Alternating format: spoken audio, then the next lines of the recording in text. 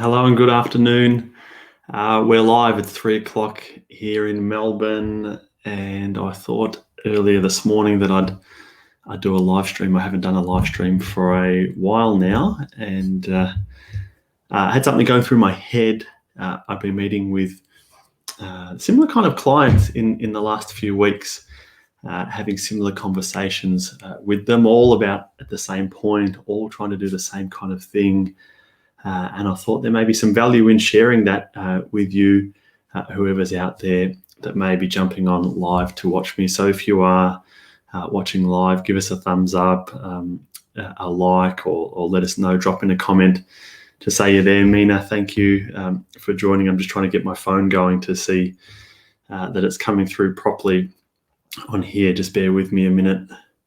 There it goes. Just making sure it's there. So I can see it's coming through. There's a few people starting to stream in. So thank you for joining me. I hope it's well. I hope it's you're well in your world, wherever you are around Australia or around the world. So I'm streaming live on LinkedIn, on the First Financial Facebook page, as well as Twitch. So whichever platform you're watching from, thank you for joining me, and hope all is well in your world. As per the bit of text, the bit of prompt, the thumbnail for this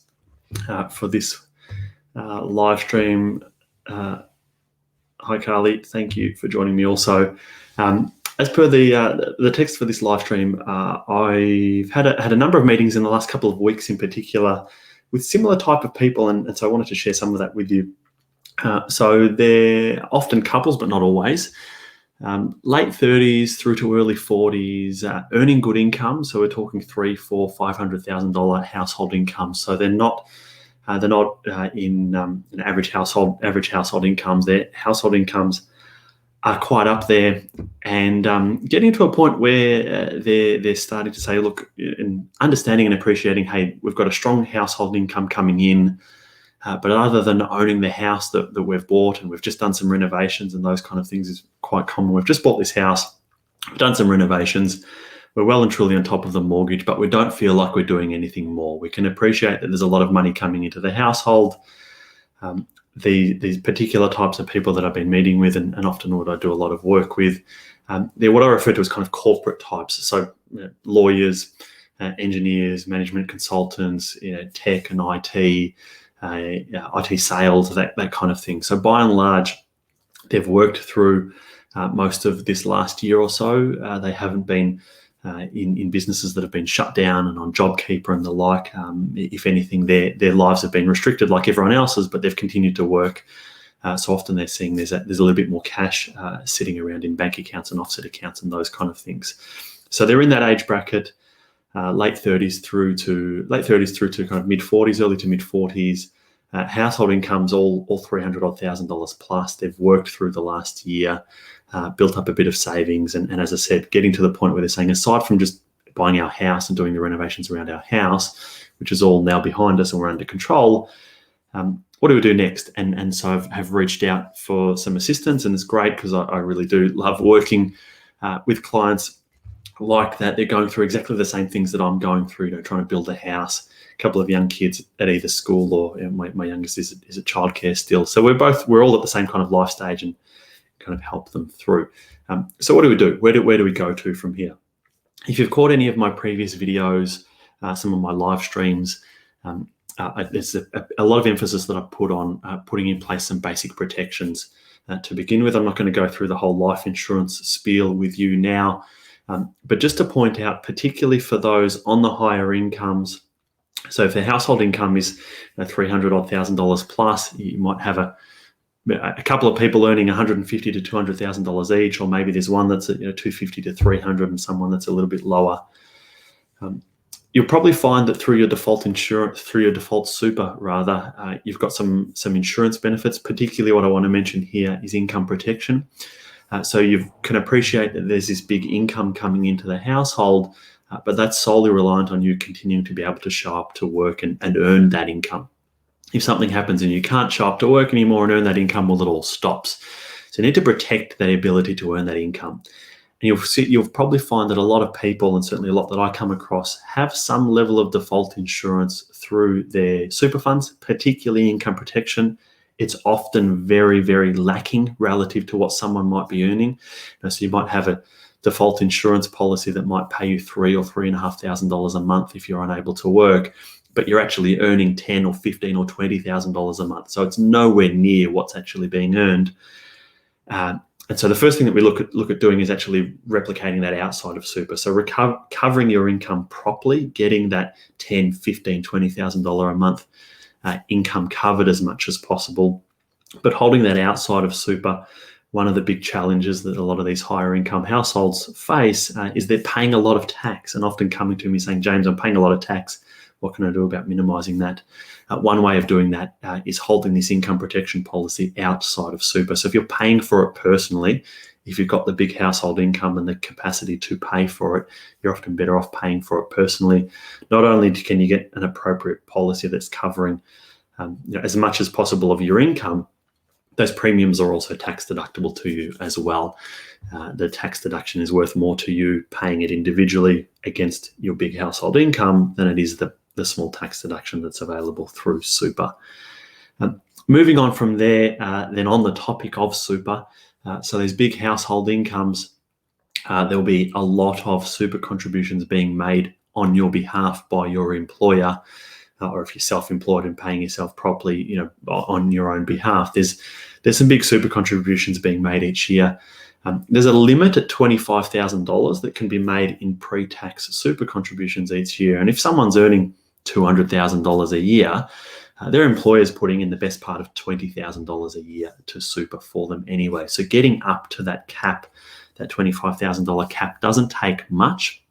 And if your income is in that range of 180 to 250, so the real sweet spot for adding in extra money to super, some voluntary pre-tax contributions, the real sweet spot for that is where your individual income is between 180 and 250. So above 180, you're paying the top marginal tax rate. Effectively 49 cents in the dollar is going off to the tax man. But under $250,000 a year, you don't have to pay the extra tax that is levied on higher income earners that are making super contributions. So when you go above 250,000, any contributions that are going into super for you are taxed at 30% when they go into super, whereas under 250, it's only 15. So the sweet spot, 180 to 250, means that every dollar that's going into super is only being taxed at 15 cents in the dollar rather than 49 cents in the dollar if you took that as salary. And in that bracket, it doesn't take much to top up to 25. So we're protecting the income by moving your income protection policy outside of super, that first point there. Second point, looking at topping up super if cash flow is available to do so. And then particularly with what I'm seeing, household savings rates, quite high over the last year. These types of clients that I'm talking about that are often office corporate type workers that have just worked the whole way through, albeit from home, just as I am from my son's bedroom. There's a bit of money around. There's a bit of money sitting in bank accounts or offset accounts. And so you can take up some rules that have become available in the last couple of years, catch up super contributions. So you can catch up any of your pre-tax limit that hasn't been used in previous years. You can go back a couple of years, not forever. You can go back a couple of years, catch up any pre-tax contributions that weren't used in previous years. You can use up the gap. So that may mean you put in another $5,000, $10,000, $15,000 into super. Again, get a tax deduction for it.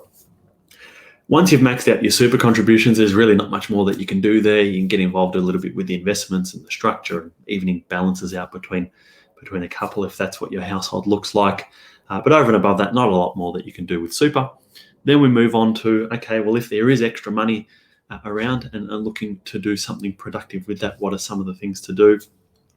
In that late 30s to early 40s age bracket, I'm a big advocate for going and buying an investment property if your household mortgage is under control. So if your household mortgage is under control, either completely paid off, fully offset, you're well on your way there. Importantly, you've got a lot of equity in your home that you live in, the family home. If you're thinking about doing an upgrade or some further renovations or other bits and pieces, put the investment property on the back burner for now. it can greatly limit your borrowing capacity if you're going back to the bank needing to borrow more money to upgrade your family home. But assuming you've settled into the family home, the renovations are behind you, and you're on top of your mortgage, I'm a big advocate for going and buying an investment property. Now, what's appropriate will depend on the individual and their ability to buy, their affordability. Don't get trapped into buying apartments off the plan in these multi-story developments. They're rubbish. Just be careful. There's a whole lot of people on LinkedIn and other places that you can find a whole lot of really excellent property advocates that can help you buy the right property that fits within your budget. But around that age of 40, I'm a big advocate for it. Not so much as you get closer to 55 and 60. I've seen too many people put too much money into properties too close to retirement. You're putting a lot of it's a risky strategy. It's an expensive strategy, and you really need that property to pay off for you in a quick in the last few years of your working life to recoup all of the costs associated with buying it in the first place. Whereas if you're doing that 20 years or so ahead of this, 60 to 65 retirement age, you've got plenty of time on your side for the ups and downs of market cycles to play out, recoup your costs, and hopefully get some growth out of it too. So, as I said, big advocate of buying an investment property. You can leverage the equity in your own home. Often there's only a relatively small contribution that you need to make on your own behalf to make up the difference between what you might earn in rent and loan repayments. Depending on how you structure that loan, whether it's interest only or principal and interest, that's going to depend on the individual's risk appetite. So for those that are a bit more adventurous, they might be happy to sit on an interest-only loan and know they're not actually paying off that loan. They'll carry the debt for years. Whereas those that are a little bit more conservative may opt for a principal and interest loan. So they are slowly paying off that loan over time and the debt's reducing. That just costs a little bit more from your cash flow. Then stop at one. So my view on the whole property thing, and everyone's got their view and people will shoot me down. But my view is stop at one. So buying investment properties is a really inflexible investment strategy. If your life twists and turns in the years to come, it takes a lot of time and money and effort to sell an investment property.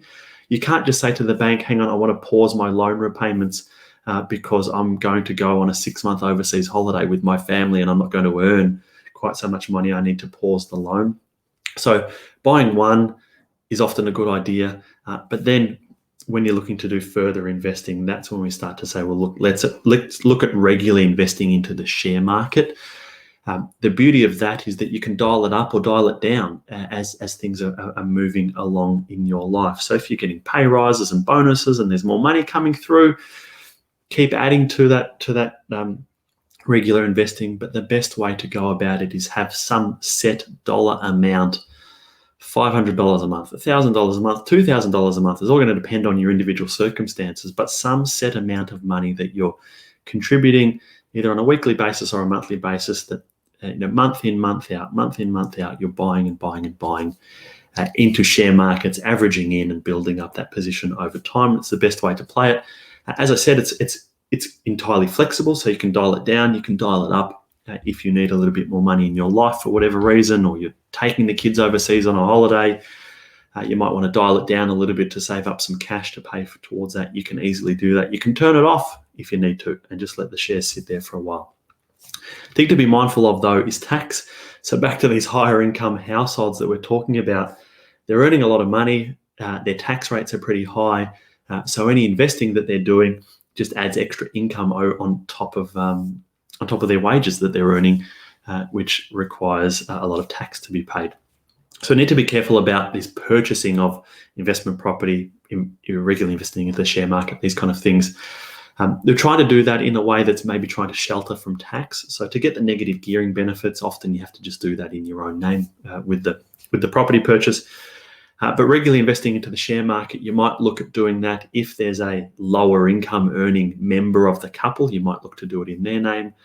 Otherwise, there's a structure that we use quite often called investment bonds, and I won't go into the minute detail of that today. I might do another live stream on that at another point in time.